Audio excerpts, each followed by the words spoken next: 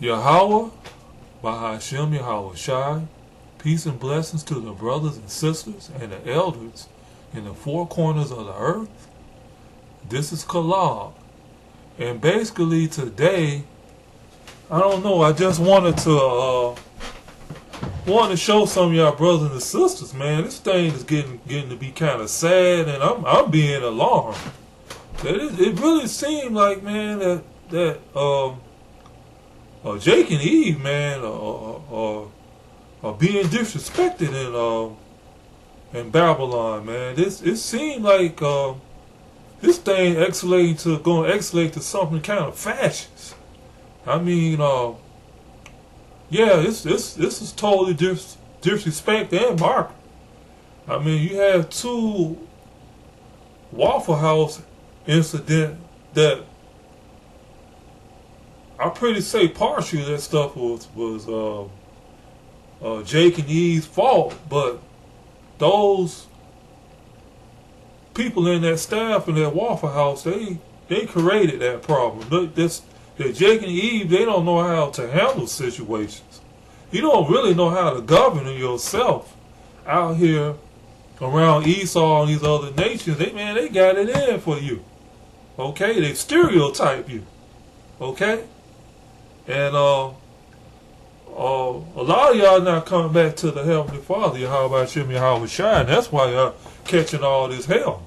I mean, the Most High is trying to call you, but for some people it's going to be that's too late. They just going to lose their life. And you know, the 2/3 are just not going to make it, but the 1/3 will. But unfortunately, some 1/3 might lose their life. We understand that. But as a whole, and we're not going to get out of this until Yahawashi come back. And these heathens, man, they don't really want no war, man, because they know if they have a full-scale war, it's over, man. The Hebrews are coming back, man. We're going to come back strong. And they're going to do everything to fight prophecy. And we getting close to that. They're going to have to make a move. They're going to have to make a move. So, like I said, that one incident with that girl, she wasn't dressed right, and she got slammed on the ground, and she just should have walked away from that. And that other guy that went to the prom with his sister, okay, the first one was in Alabama. I don't know what little town it is, and then they had one in a Waffle House in I think it was Warsaw, North Carolina, or something like that. He took his sister out to the prom and went to the Waffle House. But man, y'all got to stop going to these old lousy establishments, man. And it's obviously a staff full of white people that got hate towards you. I don't even want nobody like that handling my food anyway. So you had that one incident. You had those two incidents. Then this man so-called hung himself in Atlanta near the AU Center. I'm not buying that because the KKK had a rally during that time. So the whole thing is suspicious. I mean, this is end time, man, for Jake and Eve. Y'all better wake up, man. Else y'all gonna be destroyed. I mean, if it ain't through this race ride, it's gonna be going in FEMA camps, executed out on the streets. And y'all taking this thing light, man. They building robots too, which I know y'all gonna take all that light with some kind of joke. I'm just telling you. I'm telling you, they gonna have an end for us before this thing is over. It's a transfer of power. They don't want to give their power up. They gonna have to. Okay? That's what Yahawashi gonna have to come back. And his army. And he's gonna show them something too. That's why I don't believe it's gonna be a real World War III. It might. But I think the World War III really, man, gonna be against Yahawashi. I think all these nations are like this getting together. They getting together as like a one world government to take on Yahawashi. But you know, and he may have a World War III, but you know, they may do that too. But anyway, like I'm just saying that these brothers and sisters, man, they some of them just gonna be falling the wrong direction. And I'm telling you, Esau's not playing with me. Esau is a white man. Care what y'all say. So I'm about to let you see this video, and it's disturbing to me. these Negroes will never be equal.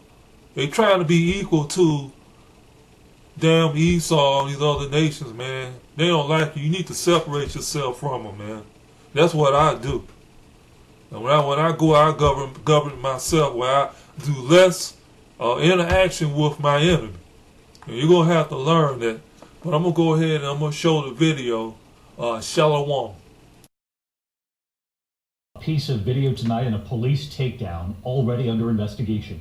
A young African-American man, unarmed, he'd just taken his younger sister to her school dance. An officer is seen with a hand to the young man's neck. He has been slammed to the ground. Tonight we have just heard from Waffle House, which was already in the news after another controversial police arrest. ABC's Chief Justice correspondent Pierre Thomas leading us off. Tonight, outrage growing after this confrontation caught on cell phone video. A police officer wrestling with 22-year-old Anthony Wall, who had taken his younger sister to the prom. He's still wearing his tuxedo vest. The two siblings seen here earlier arguing with the Waffle House staff. The police are called. We don't know what happened next, but here we see that officer grabbing Wall's neck. I was pretty much trying to scream for air and to breathe because he was holding my throat. But I pretty much, that's when I got aggressive with him because you are choking me. Wall then ends up on the ground as the officer tries to handcuff him. Get your hands off me! Get your hands off me! Get your sister back down here! Get your hands off me! Wall says he accepts responsibility for being rowdy in the restaurant. I think I went overboard as far as like me going back and forth with them, a cab being avoided. But at that time I was angry because of how we was treated. But he also says the officer went too far. I'm not trying to be a person that die out here or anything like that. I just want you to stop choking me. Wall was charged with disorderly conduct and resisting arrest. The case is now under investigation as authorities assess whether there was excessive force. Waffle House says their CEO spoke to Wall today by phone to apologize and to check in on him. This comes less than 3 weeks after another controversial arrest in a Waffle House in Alabama, where police pulled a woman off a chair and onto the floor. Pierre Thomas with us live tonight, and here we've now heard from Waffle House, but we're also hearing from Bernice King, the daughter of Martin Luther King Jr. She's calling for a boycott of Waffle House. That's right, David. Bernice King is tweeting tonight, "Family, let's stay out of Waffle House until they start to implement changes." David? Pierre Thomas leading us off tonight. Pierre, thanks. Wide warning of a racially motivated killing here in Oklahoma. Police say these posts are simply not true.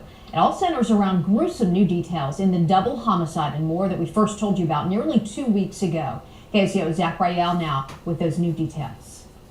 A social media post shared with hundreds of thousands of people. It claims the brutal murder of 2 African-American men in Moore from earlier this month was, quote, a modern-day lynching. Moore police arrested 3 men, including a 16-year-old, in connection to the murders after finding the bodies of Jerome Moreland and Eliza Smith in a pond near Northeast 50th and Sooner. New court documents say the suspects, quote, tied bricks to the bodies and dumped the bodies in the pond. Investigators say they then tried to, quote, clean up a van of any evidence. While they wouldn't comment on specifics because this is still an active investigation, a police spokesperson told me they do not believe that this was racially motivated. Police say the suspects are still facing serious murder and accessory charges. The victims were reported missing for over a week after police say a Craigslist deal went bad at a grocery store in Moore. Court documents say the men were shot and killed while trying to sell a gun to the suspects. Reporting for Moore, Zach Rael, KOCO 5 News.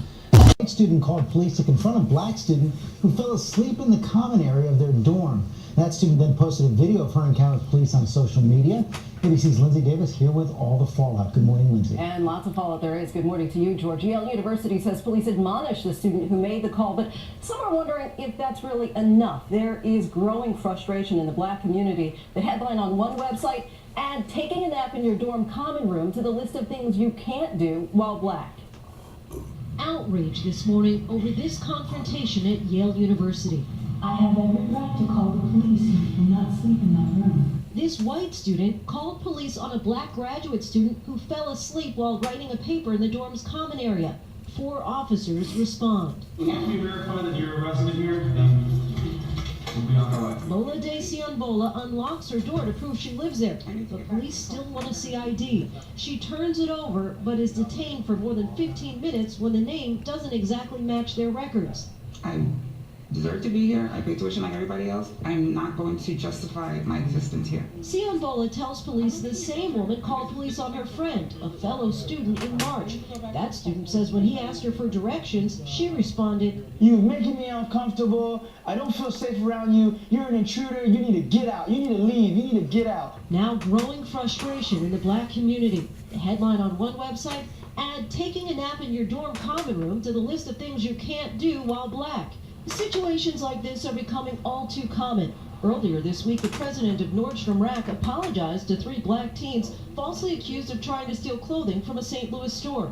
From Airbnb. 2 weeks ago, police swarmed this Airbnb rental in California after 3 black house guests checking out were accused of being burglars. And then there was the Starbucks case, which made national headlines after 2 black men were arrested after waiting to meet someone inside this Philadelphia Starbucks. Overnight, Yale's president released a statement saying we must neither condone nor excuse racism, prejudice, or discrimination at Yale. To that end, the university plans to hold listening sessions to inspire more conversations about inclusiveness. And of course, it's a national conversation that needs to be had. There's a hashtag living while black, which the point is basically to highlight different examples to say, hey, it's hard out here for black people because the rules are different. And unfortunately, there are so many examples. Yeah. You have so many. All right. Thank you. These niggas just went out there.